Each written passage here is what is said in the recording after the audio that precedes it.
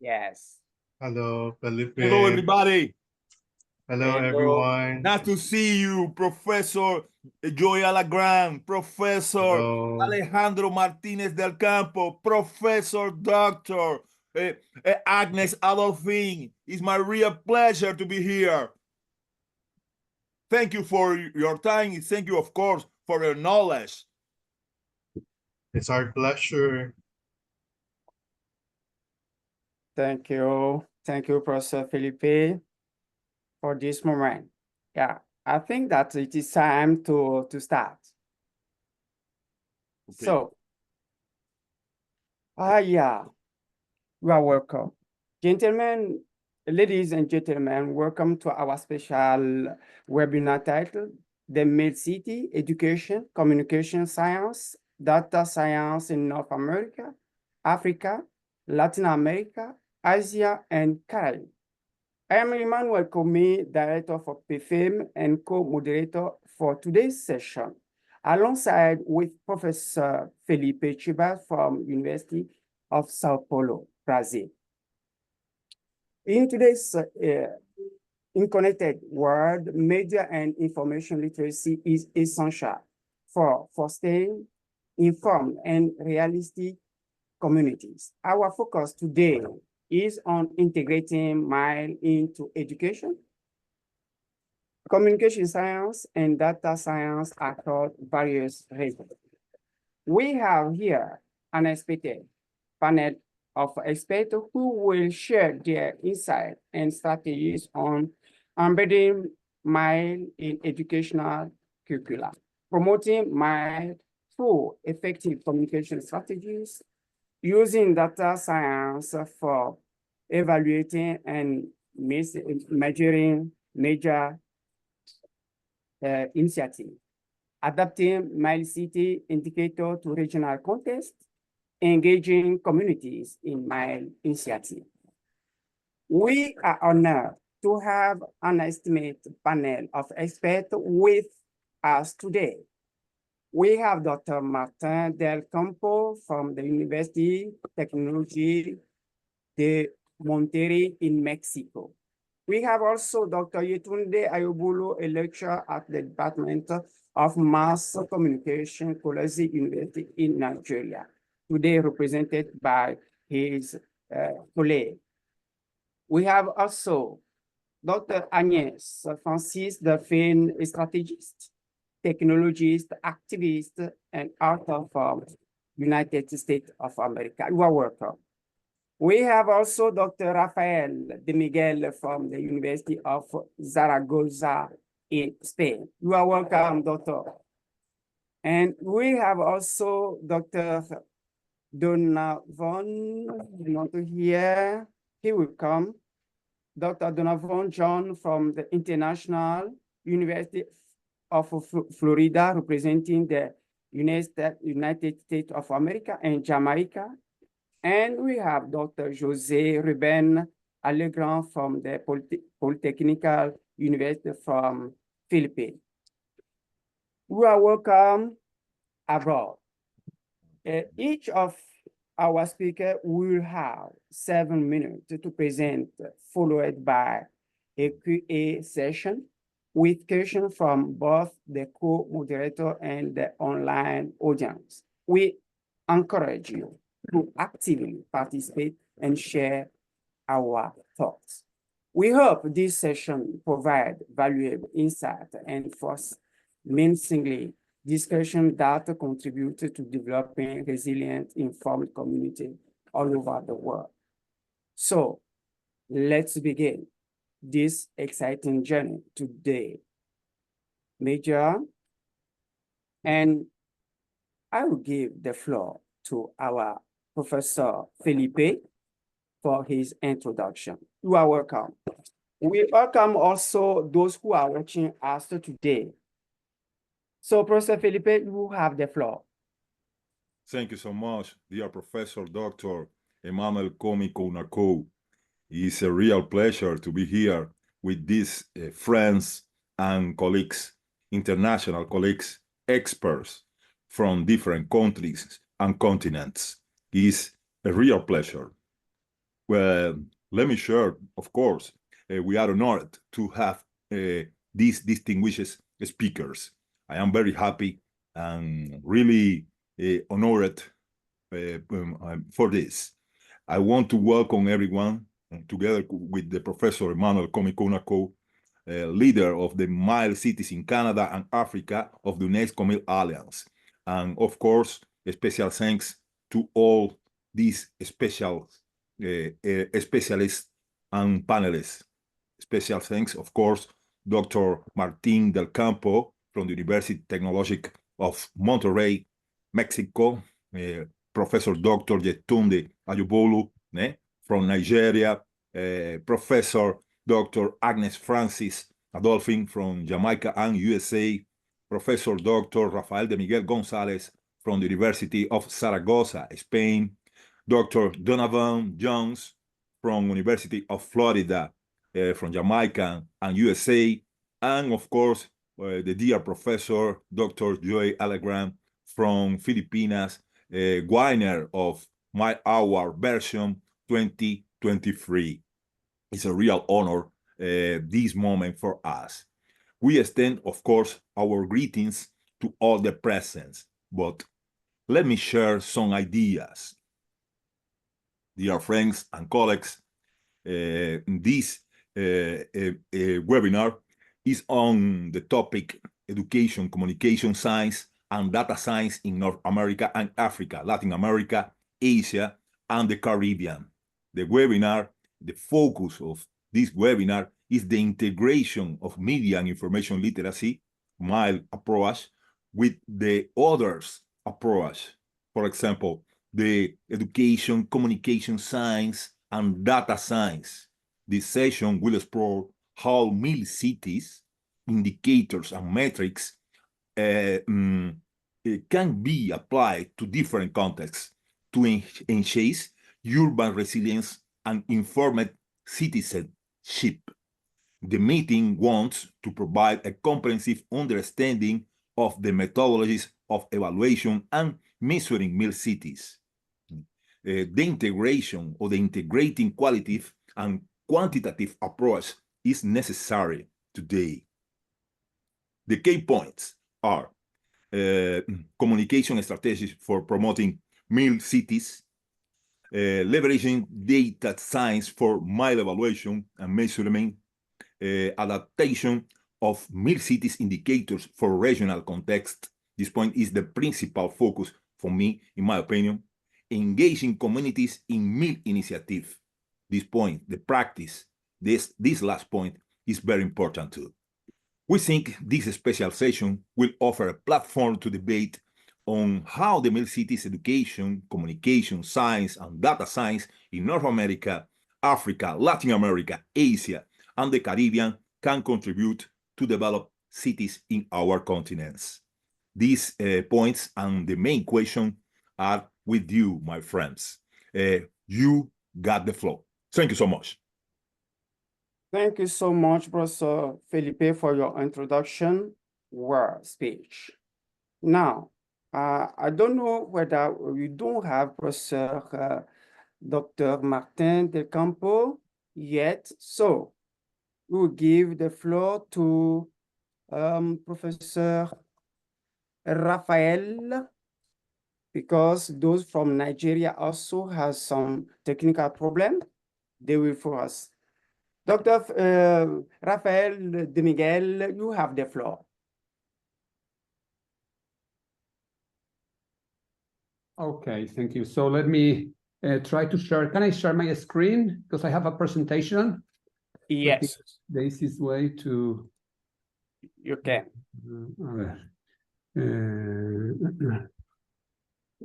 Oh, so, Dr. Martin? Oui, Dr. Martin. You have the same. Okay. Yeah, I see.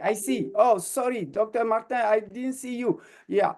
After his presentation, I will say, I will give you the floor. Yes. Please. Okay, can you see now my screen? Yes. Yes. So, well, first of all, let me introduce a bit in detail. I'm Professor Rafael de Miguel. I am full professor in geography and work in geography education. I'm also Associate Dean for International Relations at the Faculty of Education, the University of Zaragoza. And I'm also President of Eurogeo. Eurogeo is the European Society of Geographers. So we have a huge association of around 6,000 geographers and geography educators, mostly from Europe and beyond, from different countries. And thanks to this position, I'm able to be a consultant at the UNHabitat. I've been working from almost 10 years ago, from the creation, from the Quito Declaration for the New Urban Agenda. We'll speak later on the connections between UNHabitat and UNESCO, MILCities, smart cities, some important topics around the strategic development and sustainable cities. But what we do is from Zaragoza. Well, Zaragoza is a city, the University of Zaragoza, just between Madrid and Barcelona, in the northeast of Madrid.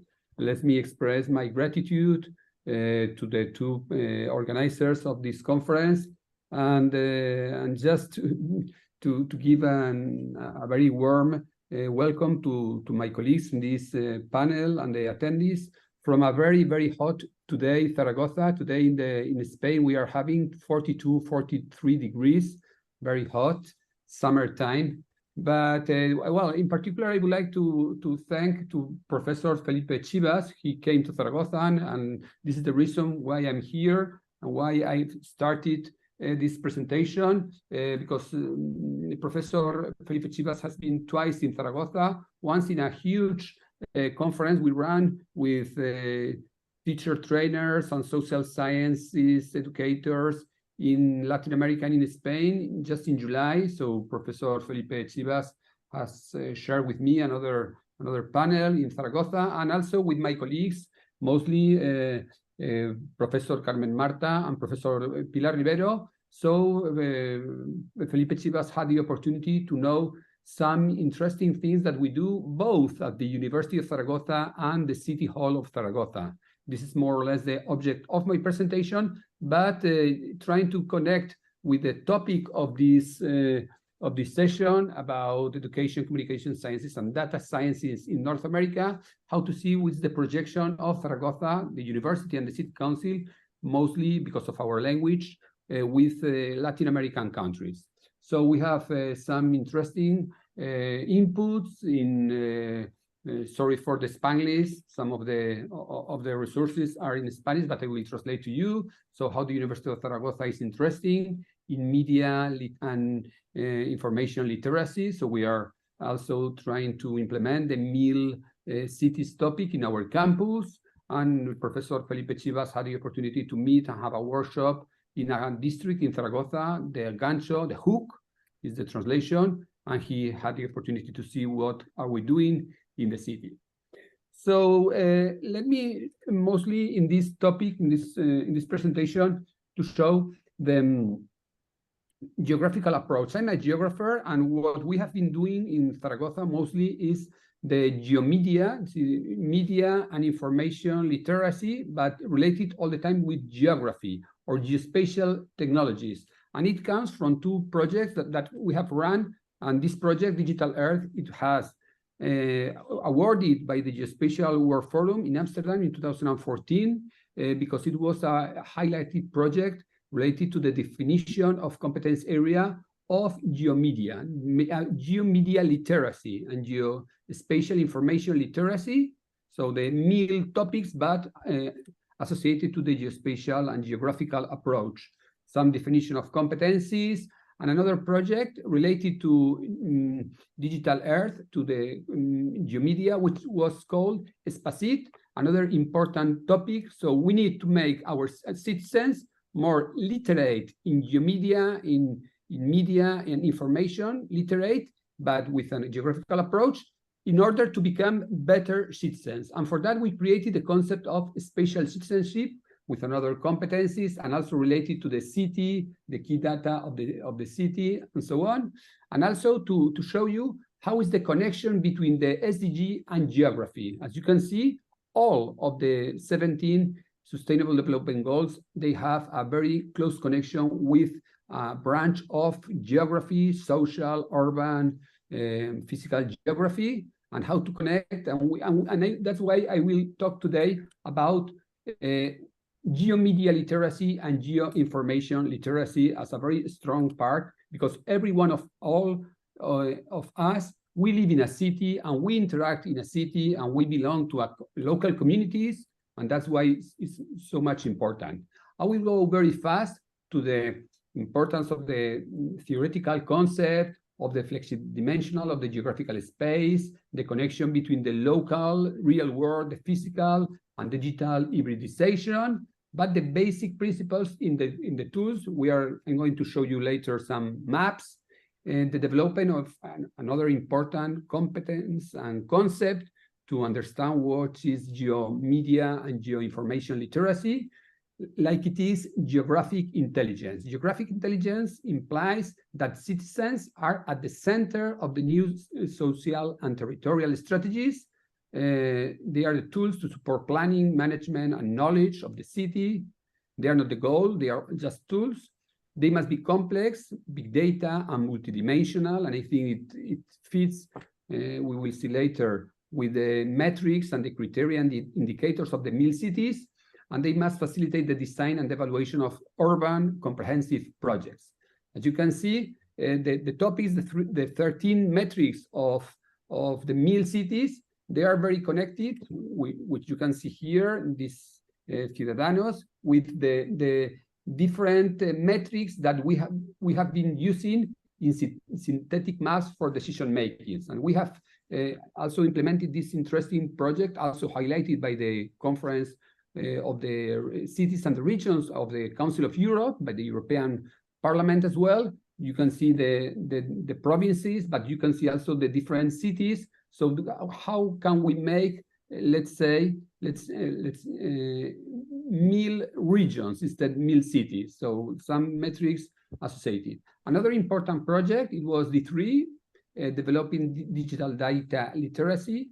And for that, Eurogeo was associated to the Open Data Charter. So we need open data, accurate and reliable for cities, and in particular to make MILCities, or to implement the concept of the 15-minute city to make more sustainable, integrative, inclusive cities, and data oriented to public administration. This is a slide coming from the City Hall of the Zaragoza government.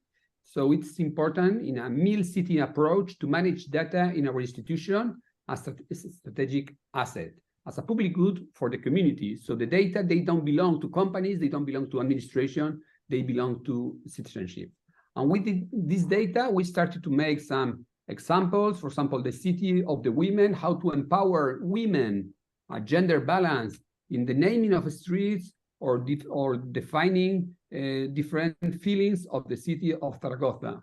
We also created some metrics associated to MILCities approach, which is called in Zaragoza Manzana, block by block, with some socio-demographic indicators, education, or libraries, or sports, or public facilities, or public services, or green areas, or economic development, and so on. And if you go to the City Hall of the webpage of the Zaragoza City Hall, you can see the first image is the urban viewers, and it has been created by our team of geographers at the University of Zaragoza. We were, well, I'm not going to extend too much in this. We have hundreds and hundreds of maps. I can share with you later. This presentation, you here have you can see here the link, and you can connect, and you can get access to thousands and thousands and thousands of data related to MILCities approach metrics and indicators. Another important topic is to create collaborative mapping. So maps are not made by geographers, by experts. Maps are done by citizens. They want to express some MILCities criteria approach, and they want to share. For example, this is for heart attack points to help the people or access. Another interesting point of the MILCities approach in Zaragoza, both in the city hall and the university, is cultural heritage. Because as you know, in Spain, Zaragoza is a 2 millennial old city with we have 2 cathedrals, hundreds of convents, churches, landmarks, and so on. And with the help of Professor Carmen Marta and Pilar Rivero, as I told before you, we have created a MOOC. You can even follow and you can enroll, because it's a different approach of the MILCity connected to the heritage of the city of Zaragoza, which will be run in September and October. It's for free. The MOOC, so how to implement the MILCities approach in the city of Zaragoza through the cultural heritage with an app, a mobile app, where you can see and you can connect, which we have also extended to the whole country of Spain. We have, as you can see there, 800 records from most teacher trainers wanting to implement this MILCities approach in Zaragoza, in Valladolid, in Madrid, in other cities in Spain. Like you can see here, the detail in Zaragoza, when you zoom in, why citizens interest and they express themselves the importance of the cultural heritage as a MILCities approach, why cultural cities is an important topic for media and information literacy, related to many topics of the sustainable development of the city, like the tourism, like the education, like the history, like the identity of the city. So this is important. And last but not the least, I went very fast, but I wanted to respect my time. Why Zaragoza is connected to Latin America? Well, 2 important maps. The first of all, just 1 month ago, well, less than 1 month ago, in the first week of July, in Zaragoza, hosted the conference, the important conference of CIDEU. CIDEU is the Center for Urban Strategic Development. It's composed as a network of local governments, entities, urban strategies of Ibero-American. You can see the maps, so many cities from Brazil, Argentina, well, most of the countries from Mexico to the south, and some Spanish cities. They have gathered here in Zaragoza to discuss which are the next steps for a common vision of the urban strategies. And they signed what is called the Declaration of Zaragoza. And some of the maps you have seen before, some of the experiences of MILCities related to geomedia and geoinformation literacy have been included in this Declaration of Zaragoza. So more than 150 cities are aware of what we are doing in Zaragoza, and they want to implement in the respective cities.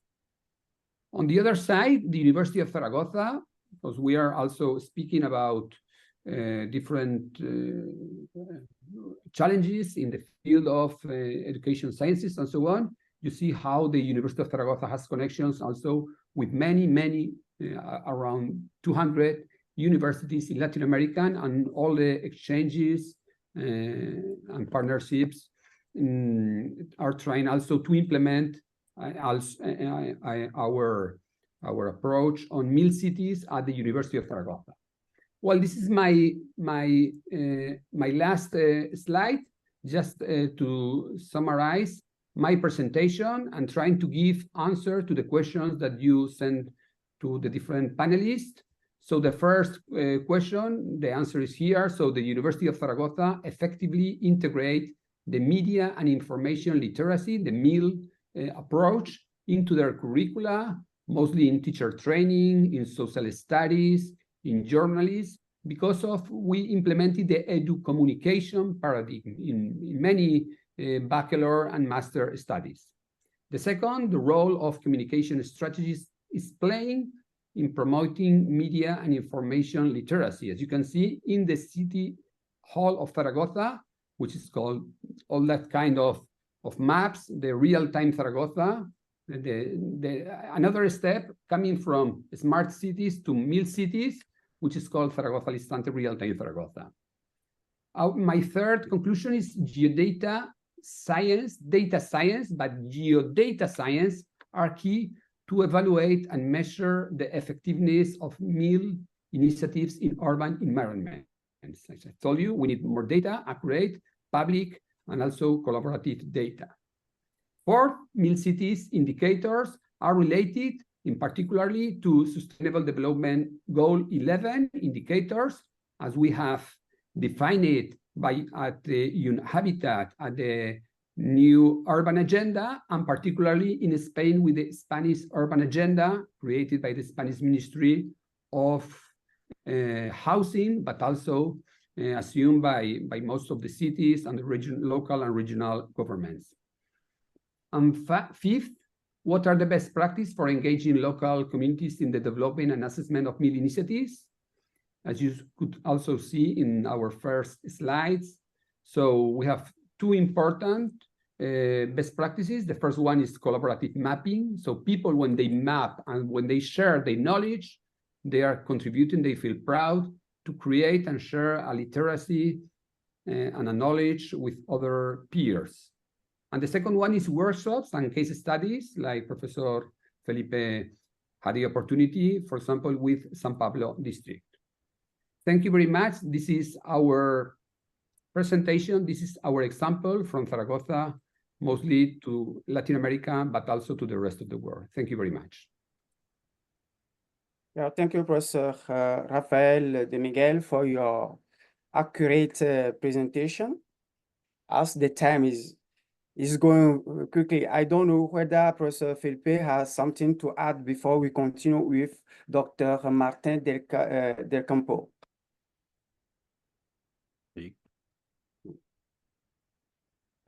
Of course.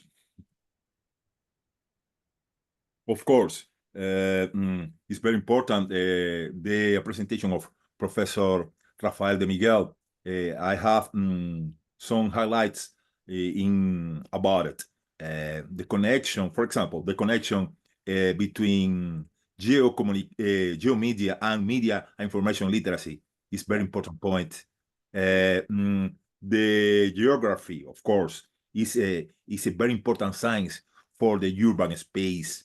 We need to involve policymakers and others of the people of the 5 Asian of the innovation, 5 Asian of innovation of MILCities. He talked about Eurogeo, very important too.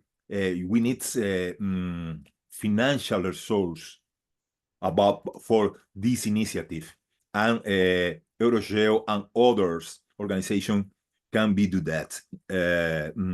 Of course, we invite you, Professor, to elaborate a chapter in the next books about MILCities.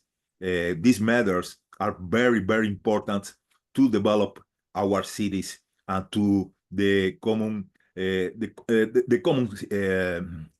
proposals for everything. The connection between Zaragoza and America Latina or Latin America, of course, is very important. The University of Zaragoza are, in this moment, the more important point in Spain about MILCities. The University of Zaragoza is the focal point for this development from Spain and, in my opinion, from Europa too. Well, thank you so much, Professor Rafael Martinez de Miguel, and we need to grow together. Thank you so much. Thank you. Yeah, thank you, Professor Felipe, for this contribution. Yeah, we continue with Professor Martin del Campo. After you have Dr. Yetunde, after you have Dr. Agnes, and followed by Dr. Donovan John. Welcome. And we finish with Dr. José Ruben Alagan from University of Philippines. So, Dr. Martin del Campo, you have the floor.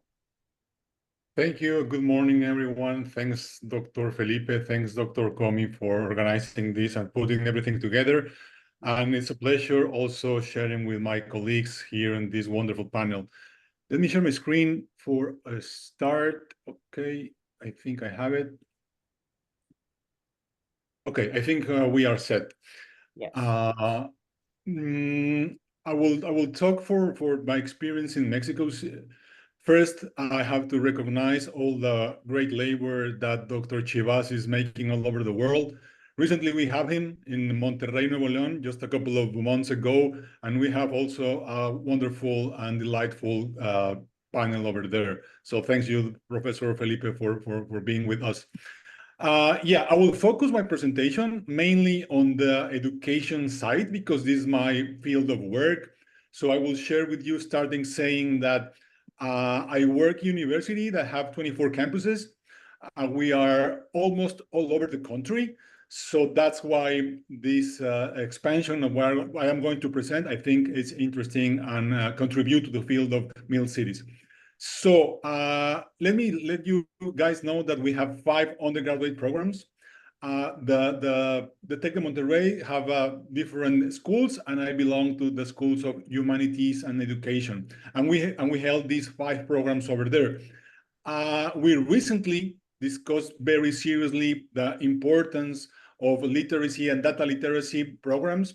So we start discussing, for example, this issue that our students need to use no matter if they make social science field or they pursue a social science degree, they have to develop logic and reasoning, but also critical thinking, also quantitative skills, also research skills. They have to combine both sides of their brain because new challenges are in front of us in different aspects. So we start redefining which kind of education we have to deliver to our students.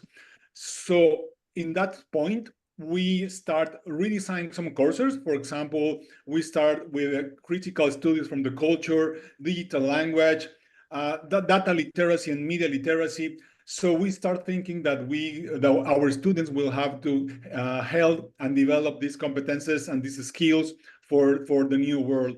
So in order to do that, our 5 programs, I already told you, they will be impacted with these courses. Every student that pursue an undergraduate degree for social science or humanistic or education, communication also, they will have to go to these courses. Yeah, I know that the time is pretty short, but I also want to share with you another insight belonging the communication and data science that we are making on the Tec de Monterrey. Particularly, we developed this digital media observatory.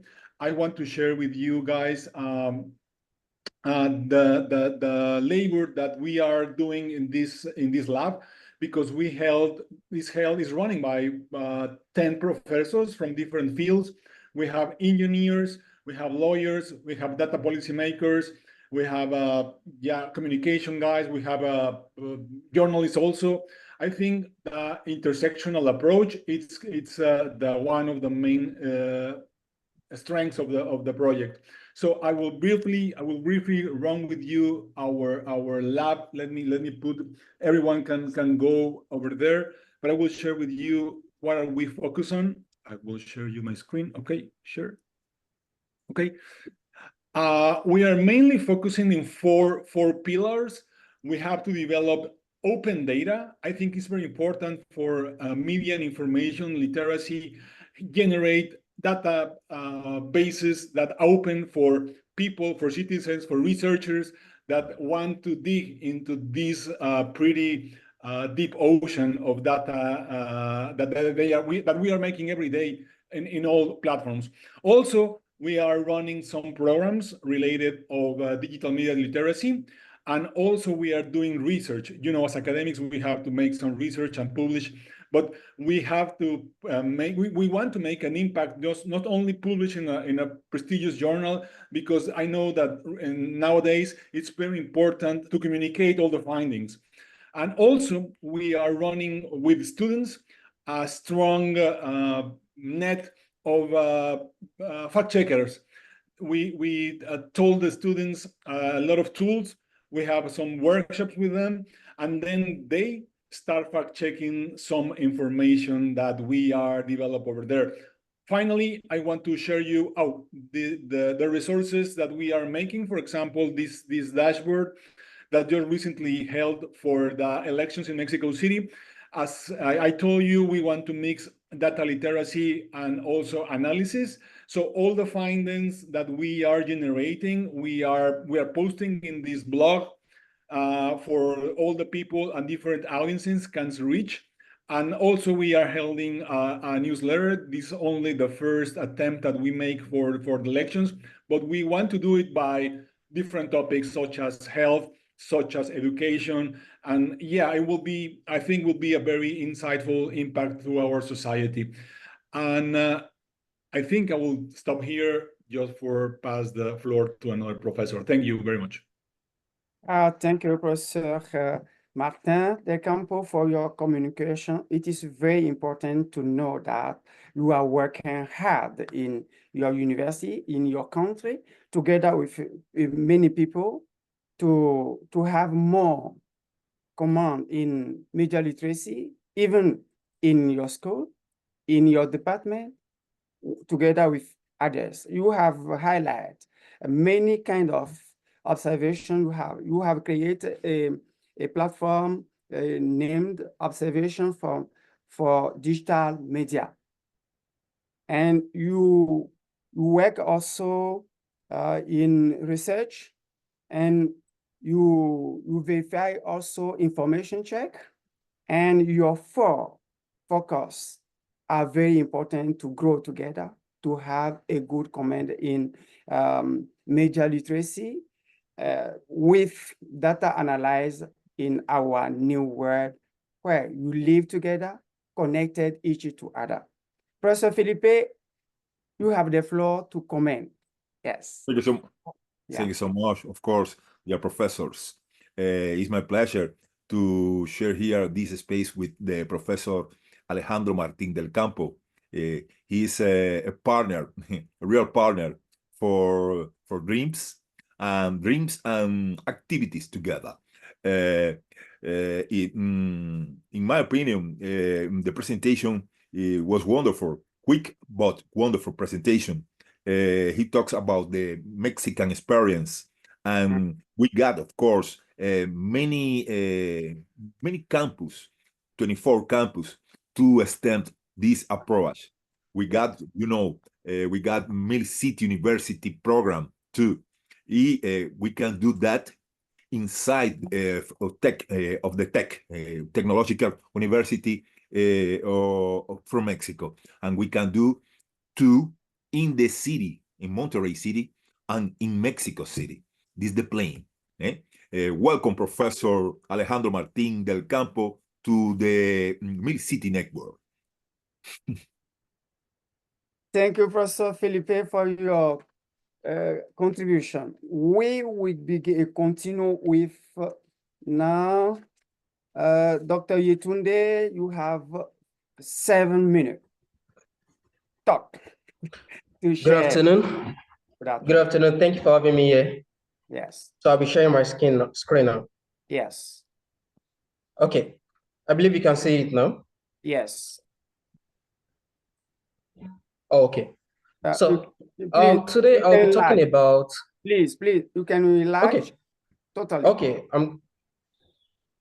Yes. Okay. I think that's better now, right? Oh, it's not better. You can go. Okay. Can you see it here now? Yeah, we see the slide. Okay. Okay. Thank you. So I'll be talking about MILCities, education, communication science, and data science in North America, Africa, and Latin America. Now, I'll briefly be answering the major questions that were raised. Now, the first question that was raised is how can an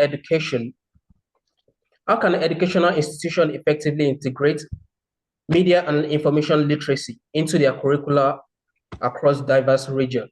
Now, when we are talking about integrating MIL into educational curriculum, that means we have to go through different procedures to get this done. Now, the first thing that has to be done is the curriculum development and integration. Now, this is where people come together to create the curriculum that will be able to accommodate the media and information literacy ideas. Now, the next one is the teacher training and professional development. Now, it's a thing to have a very good curricula, while it's another to have people who are trained to teach young scholars, young students in what they are to know. The next one is the access to resource and technology. Having trained individuals, it is important to provide them with technologies that would aid their teaching capability, that will also encourage students when it comes to learning. Then we have the cultural relevant content.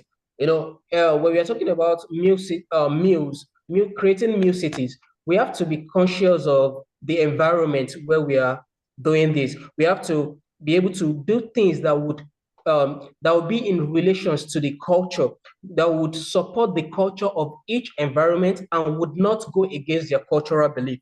Then we have collaboration with stakeholders. With MILCities, it is important to collaborate with people who are already in the industry at different locations, because we need fresh eyes. We need people who are already had an idea of what is going on, what they need, and how they can be helped. Then we have the assessment and evaluation. It is important to carry out evaluation at the end of every activity so as to know the level of success or failure. Now, having carried out evaluation, we'll be able to know, okay, let's adjust this, let's add this, let's remove this. Okay, moving on. I'll be talking about what role do communication strategies play in promoting media and information literacy within different cultural and socio-economic contexts. Now, the first thing is tailoring message to cultural context. Now, when we are passing out messages about MIL to people in different locations, we should look at creating content that resonates with their culture, content that do not go against their cultural belief, because that is one way we can easily influence them. Then we have addressing socioeconomic barriers. This is also very important because it's another thing to try and make people understand about media and information literacy. It's another thing to put their socio-cultural economics into consideration. They look at things that can affect, things that can hinder the success of MIL in such environment. Then we have the next one, which is utilize local media channels. When passing out information about MIL, it is important for us to make use of media channels that are locally based. Why are we doing this? When we make use of media channels that are locally based, it will give people the feel of involvement. It will give them the feel of, okay, yeah, they are how should I put it? They are including us in their activity. They are projecting our local channels. So this, whatever they are putting across to us, must be actual value to our society. Then we have the interactive and participatory approach. While doing any MIL program, it is important to give the people the opportunity to express their opinion about this. Let them tell you, okay, well, we feel this is okay, we feel this should be removed, we feel, oh, yes, this is nice, let's put this into consideration. Then we have the partnership with local organizations. Now, when you're talking about partnering with local organizations, that's when we're talking about educational institutions, vocational schools, and the likes. These partnerships help in building trust, and it gives us the easy access to the community. Now, because of my time, I'll be moving to the next one now, which is in what ways can data science be leveraged to evaluate and measure the effectiveness of MIL initiative in urban environments? Now, when we are talking about data science focuses on data science here has to do with how we carry out our evaluation. Now, the first one is data collection and integration. Data science enables us to collect data easily without stress. It gives, and this can be done through surveys, social media, public records, and educational data. Now, this comprehensive data collection helps in understanding the reach and engagement of MIL initiatives. It helps us to measure how effective every initiative we put out, how effective they are in different communities. Then we have the impact assessment through the A and B testing. Now, this basically gives us allows for the comparison of two different variables, two different versions of MIL programs. Take, for example, we are carrying out a new program in Africa, then another one in Asia. Now, we can compare the data gotten from these two locations to check for the level of success in each location. Look at the things that made it more successful in one location than the other. Then we have the predictive analysis. Now, this model gives us the opportunity to predict the possible outcome of every initiative we are putting out. Then the longitudinal. This gives this is a study over a long period of time, giving us enough time to gather accurate data about our meal activities. Then the last one, which is what are the best practices for engaging local communities in the development and assessment of meal initiatives? Now, the first one is the participatory approach. Now, like I said earlier, you need to involve the community members from the beginning, make them understand the importance of these activities. Then, while carrying out the evaluation, they should be the one to give you their response, give you the feedback about the initiative. Then the next one is cultural sensitivity and relevance. Understanding the culture of each location is very important, as it would help to make the initiative more successful and more relevant. Then the building capacity, this simply has to do with investing in building capacity, investing in local stakeholders, including the educators, community leaders, and youth through training and resources. Then the next one is the collaboration with local organizations. I think I mentioned this earlier. That's why we talk about schools, non-profit organizations, community groups. Now, these people help you to leverage on their knowledge and their networks, leverage on what they know about their community and the people they've made connections with. This would help us to have more reach when carrying out meal initiatives. Then utilizing the local media, this we simply engage the local media to disseminate information about and promote the MIL initiative. Now, it will give us more credibility and more reach likewise. Then the feedback mechanisms. It is important to create a medium through which people would be able to give their feedback about the initiative, what they feel it is, what they feel is needed, and how it should go. Thank you very much for listening. Thank you so much. Thank you. Our colleague at the WCA for your communication. You have highlighted many kind of aspects. Your first question is how can educational institutions effectively integrate media and information literacy into their curricula across diverse regions? And you have highlighted 6 points. So as the time has gone, we need to continue, and after you have time to be question about it. So we continue now with, let me quickly see, with Dr. Agnes Francis Adolphine from United States of America. Yeah, she's, you are welcome, Doctor. Dr. Agnes? Thank you, Professor Emmanuel. Yeah, thank you. Thank you, Professor Felipe, and to all my colleagues. It's a pleasure to be here. Yes. I just wish to confirm that you can see my slides. Yes, nice. Fantastic.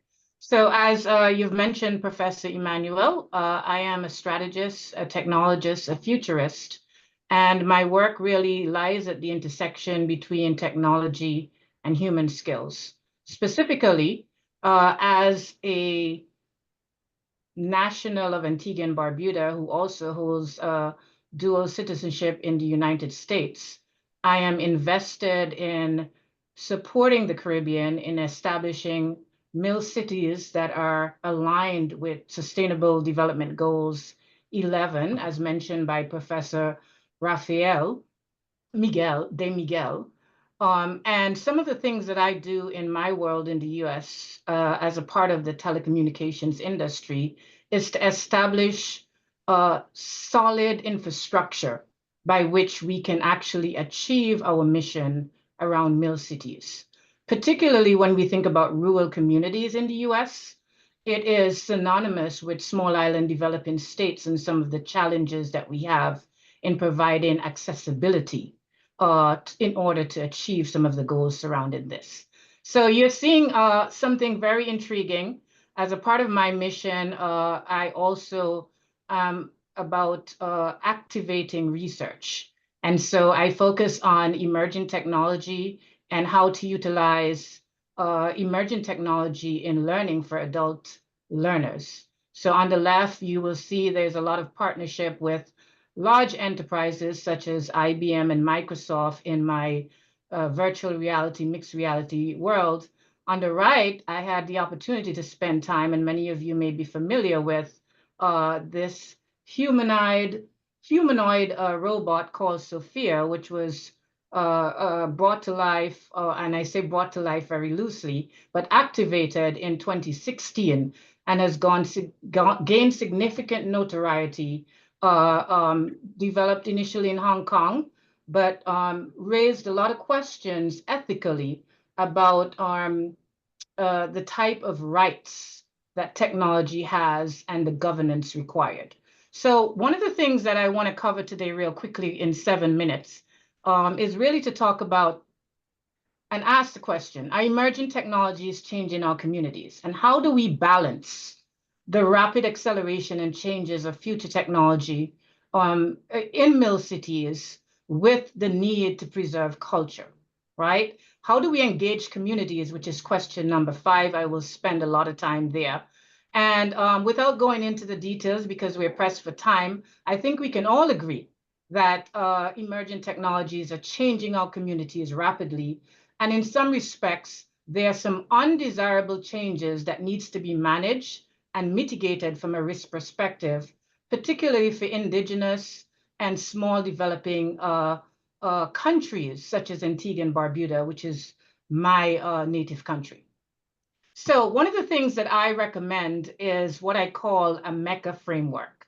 And specifically for those who may have been recently in Antigua and Barbuda for the University of the West Indies Fifth Industrial Revolution Conference, it is very relevant to work that I've done 22 years ago around establishing what we call a One IT strategy to leverage the economies of scale as well as the law of averages among Caribbean countries in really advancing the One IT strategy, and then what we really can equate to the MIL experiences in small island developing states. And it's really just an acronym for what is the mindset that needs to be cultivated when we think about key stakeholders, private-public partnerships, as well as academia in really bringing these to life. The mindset should be one of not extractive development and extractive approaches, but one of engaging the community. Many of my colleagues spoke about how important it is to engage the community, to collect data, to analyze data, to provide context to data, and to really be aware of how data is used. The ethics around that as well. It is very important, not just for resources on the ground and academia to be aware of ethics, but also for partners who are coming in from large firms in order to enable these solutions to be aware of the ethics and to be aligned on what ethical approaches will be applied. As mentioned, my doctoral work is on cultural identity, rooted in Caribbean scholarly work. And one of the key things around cultural identity is to identify who the society or community is when we think about MILCities or MIL regions. Who are they before we apply technological solution, and who are they becoming? And are the solutions we're applying in concert and aligned with what our recommendations are? This is crucial, and we are not the only ones that should be applying that. When I say we, I mean outsiders coming in, but the community should be engaged. Commitment is the other definition within the MECA, and this is crucial, particularly in smaller societies and in those that are considered great opportunities for MIL societies. It's important that there's commitment from partners, right? Again, when we think about the Technopolis model, we're thinking about government partners, private partners, academic partners around what the mission is and commitment around leaving the environment better than when they came in. This is crucial. Last but not least is around accountability, right? Accountability from a macro and micro perspective in terms of seeing a problem owning the problem, solving the problem, and then having a sustainable solution around it. So I'm going to move on then real quickly just to touch on the cultural identity component and how crucial that is, particularly when we are so excited about MILCities. Everything is not for everywhere and for everyone. And it is very important, particularly when we think about small island developing states and sustainable development goals, to ask the question, who are we as a society and who do we want to become? And when we think about who we are, we have to ask, what are the cultural elements that make us unique as a society? When I think about Barbuda, 62 square miles, 1,600 people with pristine land, there is perhaps a caution around introducing a mill approach universally throughout the entire country, but instead identifying perhaps a hotspot that would be appropriate to use as a pilot for a mill city or a technology park, right? How do we want to be seen by the partners within the ecosystem, the academic partners, industry partners, and very importantly, the community partners? And then lastly, how do we connect in meaningful ways? And then, as I mentioned before, cultural identity is not just static, but it's dynamic. So it is not just about who we are, but who are we becoming as we become more modern, introducing MILCities and emerging technology concept into our ecosystem.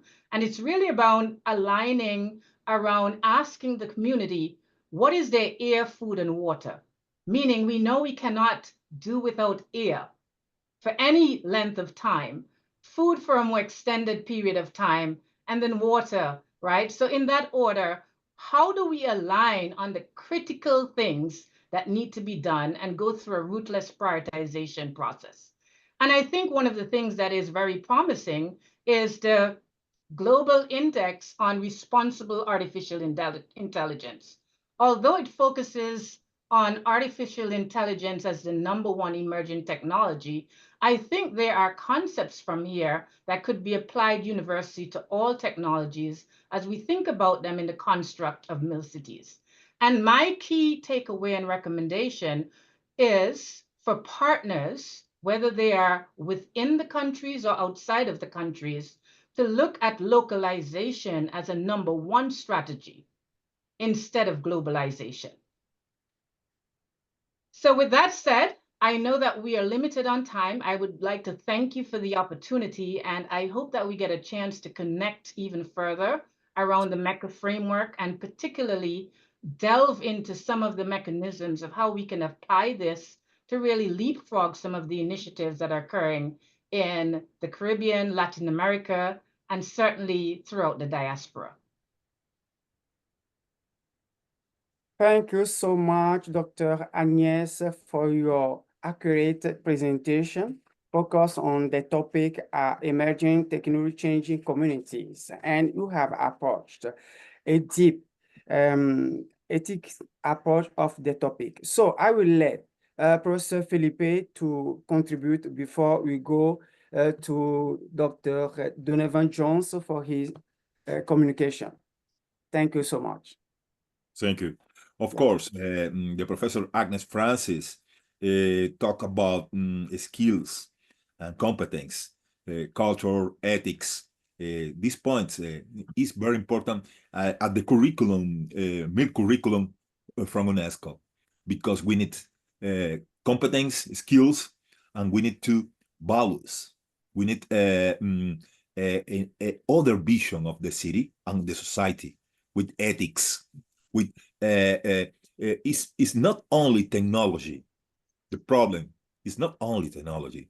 We need a humanity competence, relation. We need build relationships, networks, social networks, but not social digital networks, human networks, and we need work with the 5 agents of innovation. Policymakers, of course, educators, too, artists. The artists are the soul of the city. Of course, we need to work together with the prize, technological enterprise, of course, and the simple citizen. The simple citizen. We need the community, like a Professor Dr. Agnes talk, and we need the each citizen for MILCities. Thank you so much, Professor. Thank you, Professor Felipe, for your contribution. Now, we have Dr. Donovan Jones from the International University of Florida. You have the floor. Thank you, and good morning, everyone. Thank you, Manuel. Thank you, Felipe, for this opportunity to share.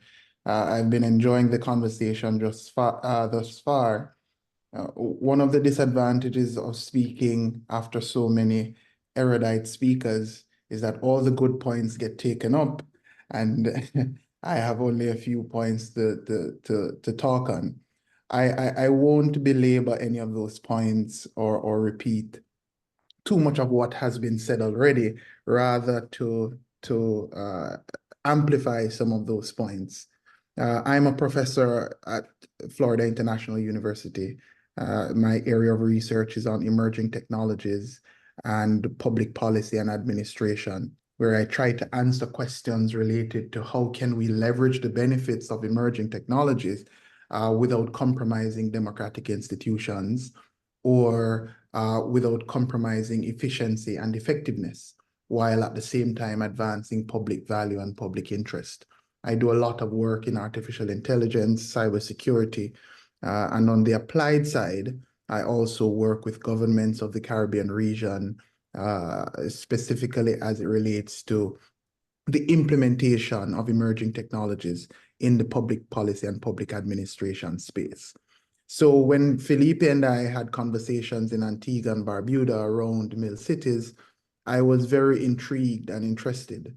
In fact, my master's dissertation centered around media and information literacy. And so I am happy and heartened that we are having this conversation in this deepened way. Now, I'd like to pivot to the questions. The first one being around what should educational institutions do? And my response is partially and largely informed by my experience in working with policymakers, working with educational institutions in the Caribbean and beyond. And one of the things that I think, in addition to what has been said already around localized curriculum, around teacher training, which are very important points, educational institutions need to also pursue multidisciplinary approaches to media and information literacy. And why do I say this? We sometimes treat media and information literacy as an end in itself, as a discipline or as a domain which stands independent of others.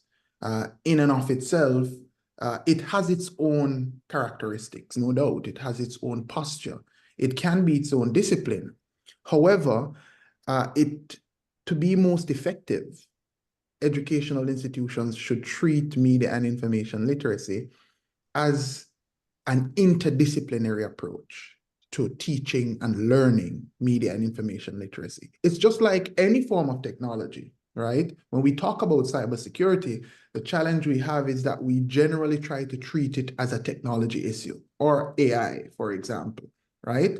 And so the intersections between AI and the economy, AI and finance, AI and public policy, right? AI and health are sometimes missing because we do not treat it as interdisciplinary. And so educational institutions in developing curricula should focus on trying to find the areas where those intersections matter and where those intersections can create value, not just for the institutions, but also for the future. Because the role of educational institutions is to chart the way forward as intellectual hubs, is to chart the way forward and create the conversation that can cascade over different time periods. And so in addition to culture, all of those points that have been raised before, educational institutions should focus on developing interdisciplinary curricula, right? And also curricula that is relatively important to the regions, that is regional specific and country specific, right? Uniformity and universality should not always be the goal of media and information literacy, right? Because of those very important things that have been raised earlier as it relates to culture, right?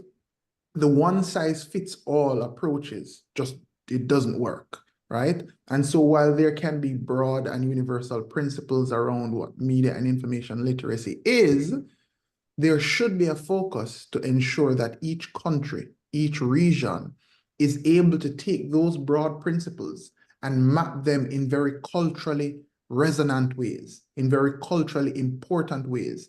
That segues into the second question, which is how do we communicate these strategies, or what role does communication play in MILCities, right? One of the challenges I found with technology innovation and technology proliferation, technology adoption, is that we often bring fancy technologies to people without bringing the knowledge and the awareness around those technologies along with it.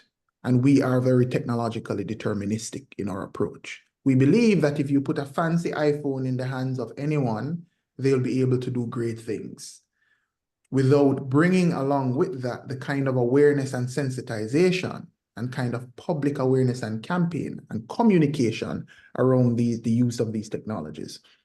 And so communication plays a very important role. And again, communication needs to be culturally resonant. It needs to be culture specific. It needs to be culturally sensitive. And we touched upon some of these things, Felipe, while we were in Antigua, when we talk about when I speak to Siri, and when someone from another culture speaks to Siri, asking the same questions, we may get different responses.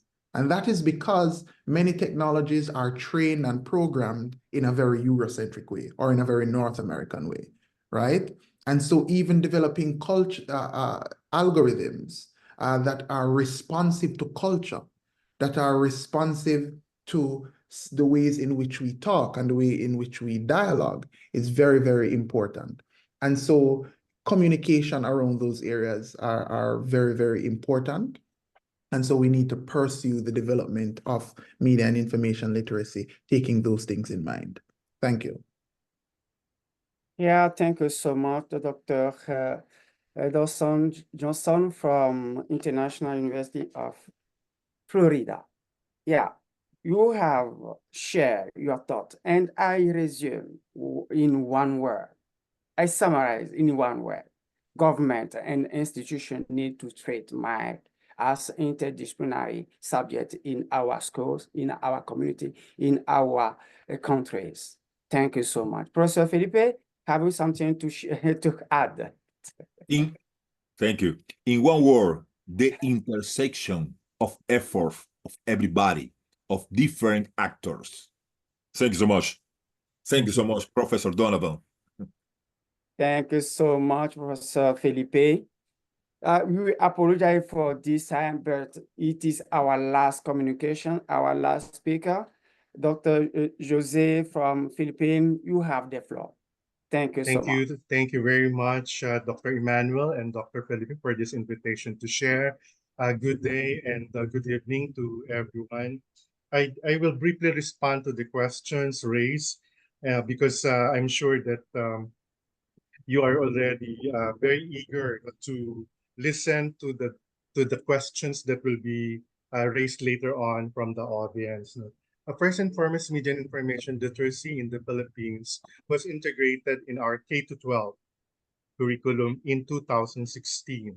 For some people, they think that this is too late already to have that integrated in the high school, because as we all know that we live in a media-saturated society, and therefore it should have been integrated as early as basic education or elementary education. But just the same, the Department of Education in the Philippines started training teachers of MIL, because the concept is, at the time when it was launched in 2016, the concept was still unknown and relatively new to the teachers. The reason why they decided to organize a lot of training activities for teachers.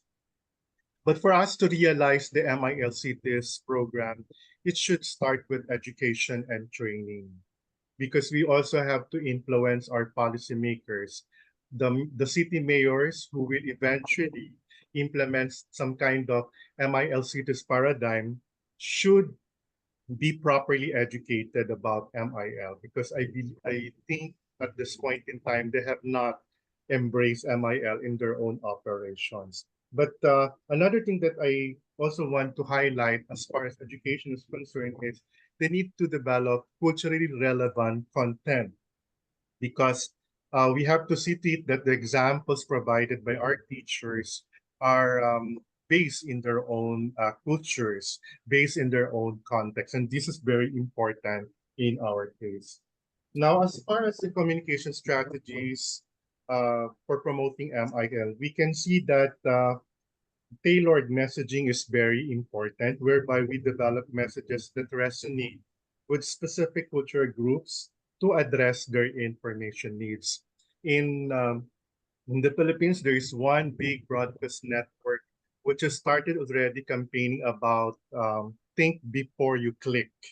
That is the name of the campaign, primarily to alert people about the importance of properly evaluating, analyzing content, even before they start sharing the same to other people via their own social media. At the same time, we also see the need for multi-channel approach, whereby we utilize various communication channels using both the traditional and the digital channels. But of course, apart from using these channels, we also have to engage the community. As far as data science this time is concerned, we know that data science is very effective in terms of summarizing information.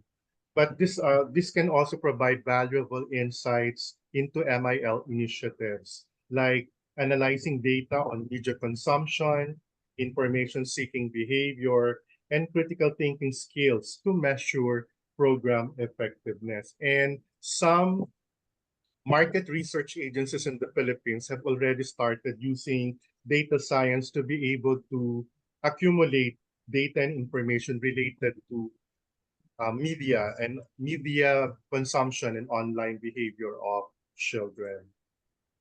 How then do we adopt the MILCities indicators? We need to have some kind of contextualized approach in adopting the MILCities indicators, such that we have to involve all stakeholders from different groups, especially from the localities, from what we call local government units, because they will be the ones who will implement eventually the MILCities paradigm. We can also see the need to ensure that the indicators are aligned again with cultural values and norms. Regarding the best practices in engaging the local communities, we have community mapping, whereby we identify key stakeholders and their roles in information ecosystem. We also want to implement a more participative approach to conducting research, which we call participatory research, where we involve community members in gathering data and of course in analyzing data as well. There might also be a need to collaborate with community members in designing and implementing MIL programs. In the Philippines, we started with teachers because we believe that for us to be able to teach others, the teachers themselves should be media and information literates. And then we would now train the parents, because the parents are not as techy as the young ones, and therefore they might not be aware about the importance of MIL. So we also would want to introduce MIL parenting to them as part of the seminars that are being conducted by the Philippine Association for media and information literacy. There should also be a continuous dialogue where we need to maintain open communication channels with the community throughout the process, including people's organizations, including youth organizations in the Philippines. Because after some time, when all of us are already literates, then we can really implement, or we can really conceptualize and implement the MILCities framework. Thank you very much. Thank you so much, Dr. José Ruben Alagrand, for your communication. Yeah, you have highlighted many points, and I will summarize in 3 words that in your country in Philippines, you are developing LMI in schools, in communities, and towards parents. And you have mobilized many strategies to analyze, to evaluate, to critical thinking, and you have many approaches to develop this, disseminate, spread MI in our communities. Thank you so much for what you have shared with us now. Professor Felipe, you have the word, and after the comment of Professor Felipe, the floor will be open to everybody to ask a question. We have many people watching for us now. They have also the opportunity to ask questions. Thank you. Professor Felipe, you have the floor. Yeah, very short, because we haven't time, of course. Yeah. Professor Dr.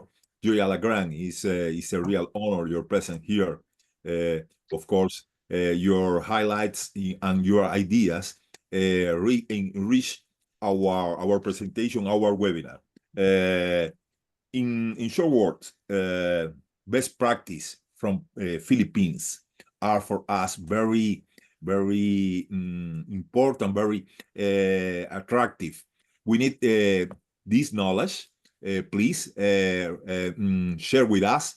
We invite you and all the panelists to participate on the next book about MILCities, with the chapter about these topics. Thank you so much, Professor Joy. Thank you so much to everybody. My pleasure. Yeah, thank you, Professor Felipe, for this great contribution. We want to thank also those who are watching us, especially Dr. Alice Lee, our colleague. We have also Mr. Lucas Santos and Marlon Seguido. So you are welcome. If you have something to say, a question, we can ask. So you have the floor. Do you have something to add, panelists? We have Dr. Rafael de Miguel, who has shared for the first. Professor Dr. Emmanuel Comico, we got some questions. You remember, you can ask the panelists about these questions. What do you think?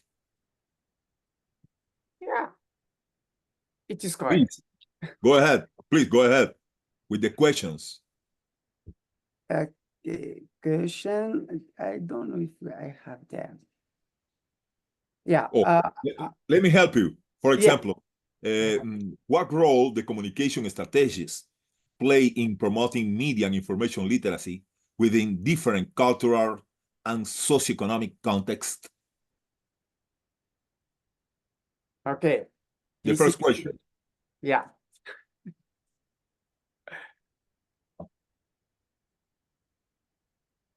Who want to share? I guess I will. That was one of the points I landed on, or ended on rather, that communication plays a very important role. As a specialist in digital transformation, I've seen it many times that the transformation doesn't take place because the communication doesn't take place. We do not translate what these high-level technical things mean to very local people. And especially when we're talking about small island developing states, where people in these countries are focused every day on their, what we call their bread and butter issues, the things that are very close to them and very important to them. We need to be able to communicate to people how MIL adds value to their own lives and livelihoods, how that translates into actual benefit to them and their families. If we're unable to do that, then technology adoption will be very slow. People will not lean into it, people will not support it, people will not buy into it, and then the implementation of MIL will not have the intended effects. And so communication is very, very, very, very crucial as we seek to get buy-in, as we seek to get support from all our stakeholders. Yeah. Yes, thank you. I will add to that. Thank you so much, Dr. Johnson. Totally echo what you're saying. I will add that in addition to what Dr. Johnson said, communication for any transformation and enabling the change is the key mechanism in order to make it stick or to be successful. I would say it is especially important in small island developing states, and I would in culturally unique environments to ensure that the communication connects with the way the population communicates and hears, right? So, you know, when we talk about leading with the why this change, and Dr. Johnson mentioned it, what does it mean from a value perspective to my bread and butter, my daily life? I think it's important to really put it in those simple terms to demystify.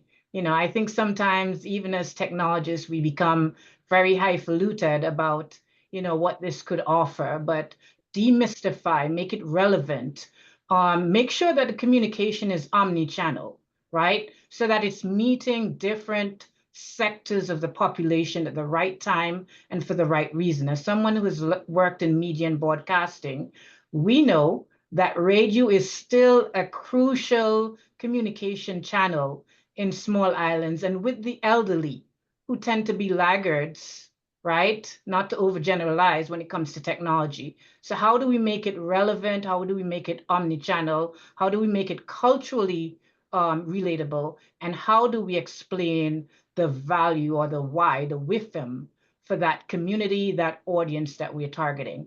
And it has to be consistent. Just a rejoinder. Remember that MILCities is about change.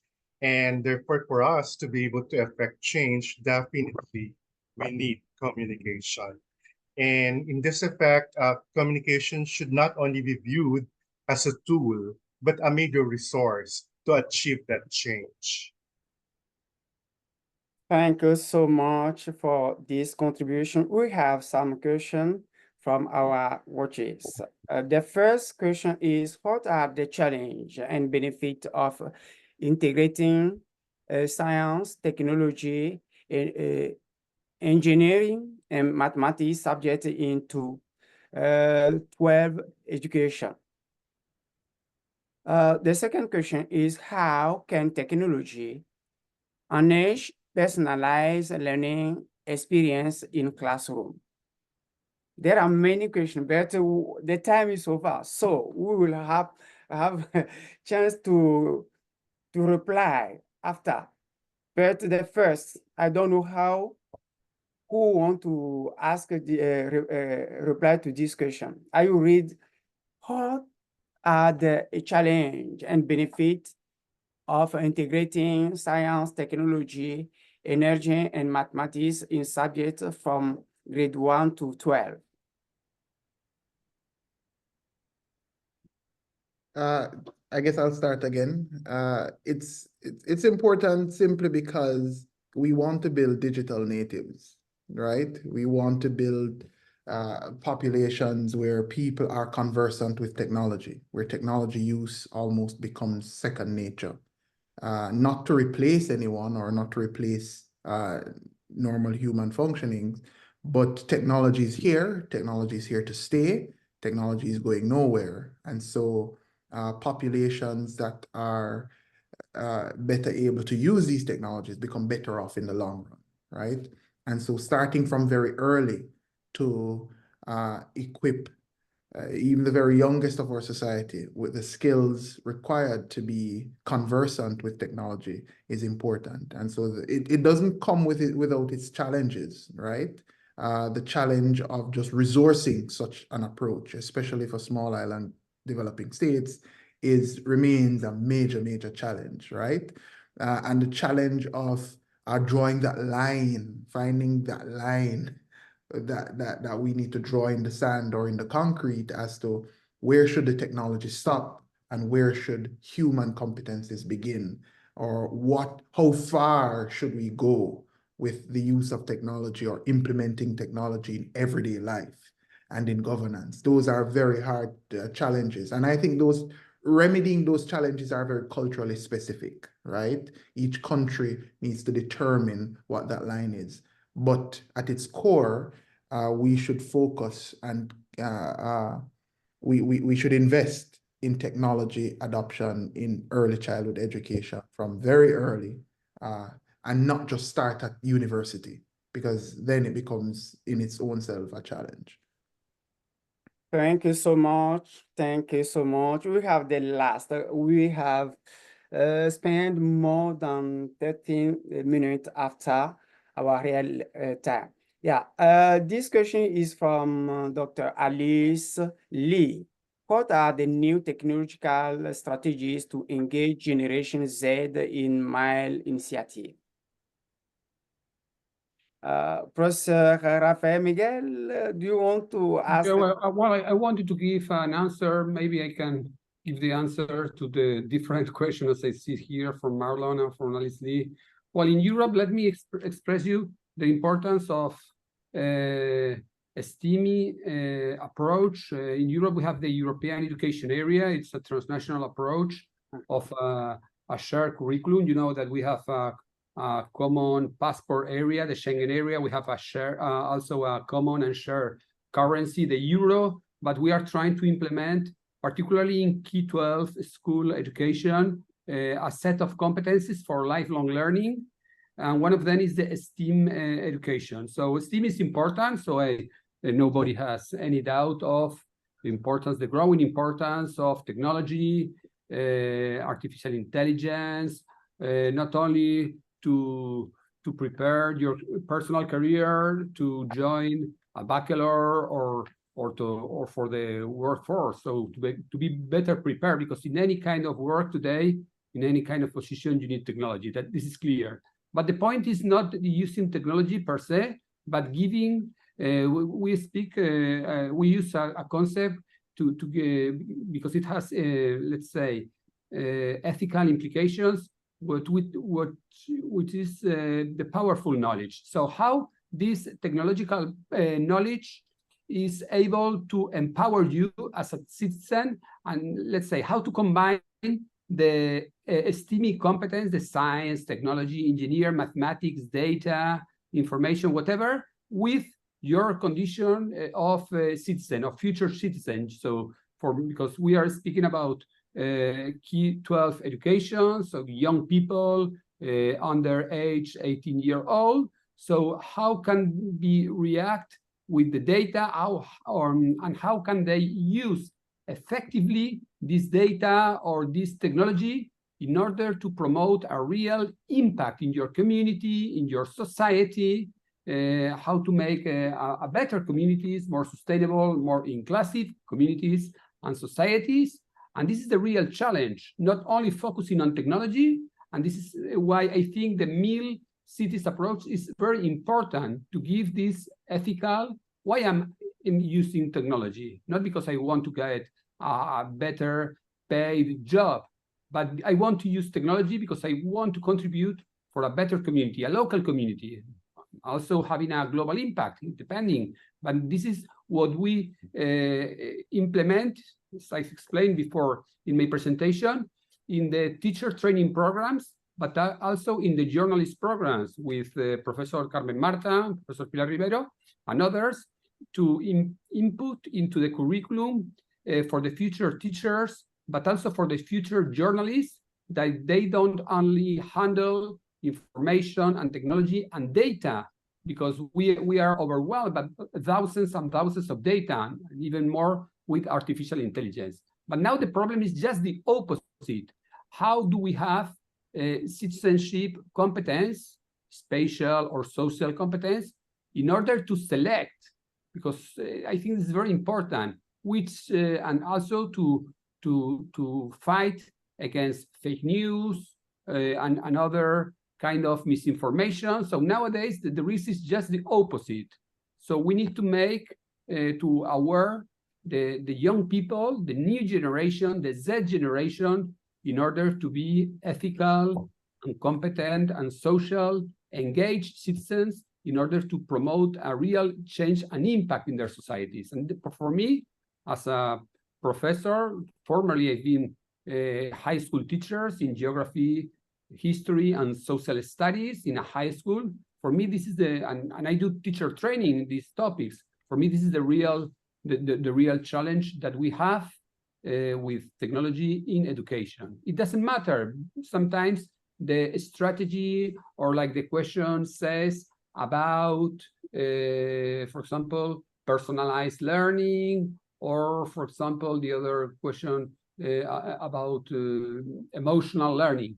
No, the point is, how do you make a real and ethical use of the information and of the media you can have access?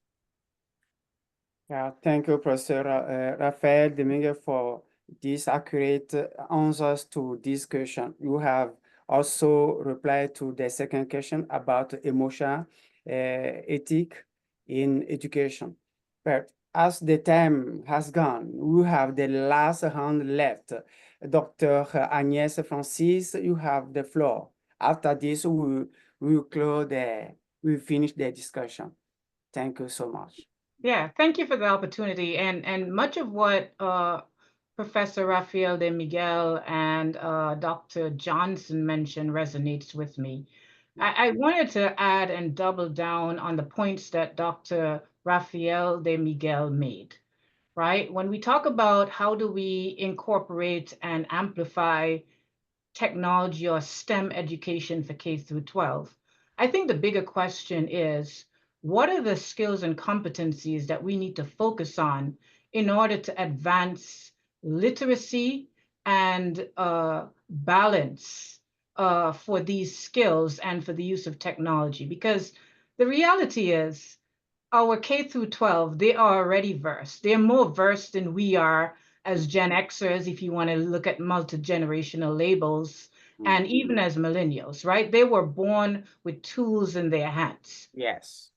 As a result of that, what we need to do is to focus on what I call the 5 C's, right? Or capabilities, right? So creativity is the heart of it, right? How do we incorporate and double down on creativity in the classroom, allowing young students to be innovative, and really to stress the importance of the tool or the technology is not the solution, it is the enabler to the solution, right? The second thing I would say is collaboration. You know, we talk about the MILCities really being a partnership of 5 key stakeholders group. When I use my master's thesis, I talk about the technopolis, and we often hear about the triple helix, right?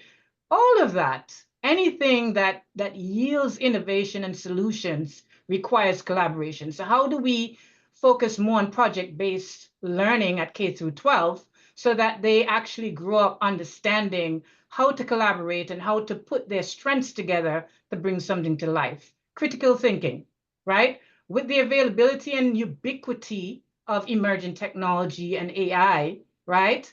The more important thing right now when information is everywhere is what is the right question to ask, right? So helping our students to be critical thinkers, like, hey, here's a possible solution. How would you arrive to this, and what would be some alternative?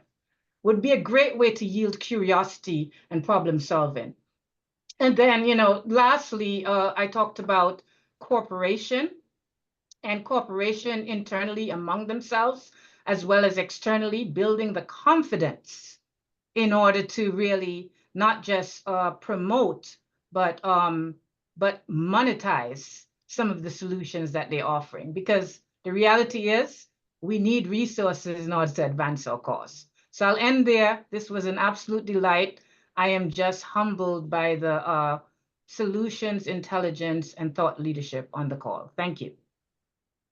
Thank you, Dr. Agnes Francis, for your contribution. Very important to know this.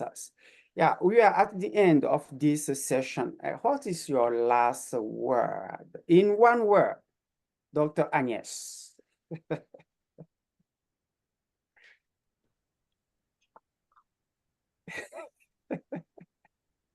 I would say commitment. Commitment. Yeah, we need to work together. Exactly. Thank you so much. Yeah. Dr. Jose Ruben, your last word to end this session. This is really a very good opportunity for all of us to discuss this particular issue and work together in the future. So we hope we will really be able to keep in touch and come up with something concrete in the next few months. Thank you so much, Professor Jose. We need collaboration, cooperation to grow together. Thank you so much. And we have Dr. Yetunde. Well, I believe MIL is a great initiative that would shape the way communication process goes. And I believe through effective collaboration, like Dr. Jose has said earlier, it would help boost the effectiveness and how much we can achieve with this. Thank you. Thank you so much, Dr. Yetunde. We need to work together and believe that tomorrow will be better and great than today. Yeah, we have Dr. Dawson Johnson from International University of Florida. In one word. Multidisciplinary approaches. Yeah.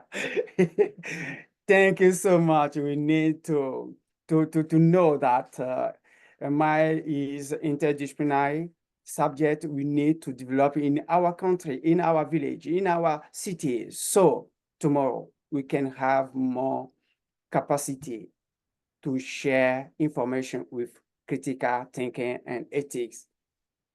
Thanks. So, Professor Rafael de Miguel. I would say the same, maybe commitment, like Dr. Agnes said, or dedication, or constancy.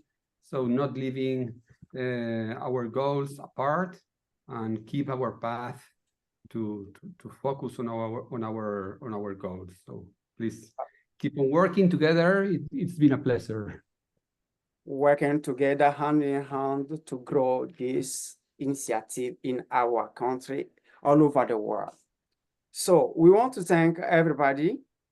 After we give the floor to Professor Felipe, we want to thank today Professor Martin Del Campo, Dr. Yetunde Ayebulu, Dr. Agnes Francis Adelphine, Dr. Professor Rafael de Miguel, Dr. Devanson Johnson, and Dr. Jose Ruben for your contribution. It is very appreciated to work together, to be together, to grow together. Professor Felipe, you have the floor to close this session. Thank you so much. In a few words, I feel we got many challenges. We got difference in the continents, in the different countries, of course, but we got two similar challenge. I talk about the cultural challenge. We got, of course, to the citizenship, the incentive, the citizenship in our countries and in our continents. We got this challenge too, and we got the challenge. Everybody here got the challenge to education in media information literacy, in the universities, in the schools, with governments, with all these people. We need for this, we need the MILCity approach and University City approach. In my opinion, these tools are significant and very important to grow together. We need to grow together. We need similar challenge, similar efforts, and we need to integrate these efforts to change our cities. That's my last word. Thank you so much for your presence to everybody. Thank you so much for your contributions. Thank you so much from my heart. Thank you so much, Professor Felipe, for your final information. It is a great pleasure for us to work together before you, with you, and every day with you. We thank also those who are watching us, especially Professor Alice Lee and Professor Marlene Segundo. May this day be the greatest one for everybody. Wherever you are, what are you doing? Greet people around you. Communicate the joys of MILCities initiative. So together we are working for the world, for our countries. Thank you so much. Bonjour. I am a Frenchman. Thank you. Thank you so much. Yes. Thank you. Thank you, Dr. Emmanuel. Thank you, everybody. Thank you so much. Thank you. Thank you. Thank you, dear professor. It was wonderful, this session. I like it so much. Yes. Your mediation, you are a good mediator. You got the dome. We try. We have you got, my friend. You got. Yes. Yeah, please, Mrs. Merlon, please, can you disconnect it from the... Okay, just a minute, yes. No problem. Yes. Okay. Okay. Okay now? Okay, now. The recording is finished?